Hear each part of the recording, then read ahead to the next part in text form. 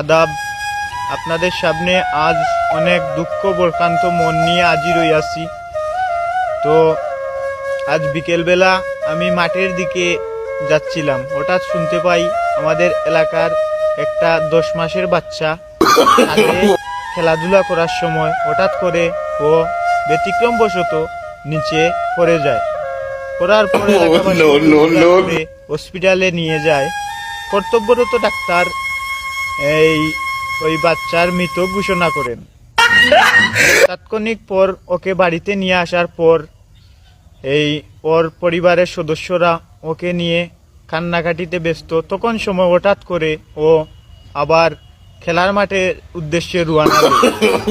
এভাবে যদি একটা শিশু হসপিটালে নিয়ে যাওয়া হয়, তারপর কর্তব্যরত ডাক্তার ওকে মৃত ঘোষণা করেন। তারপর বাড়িতে নিয়ে আসার পর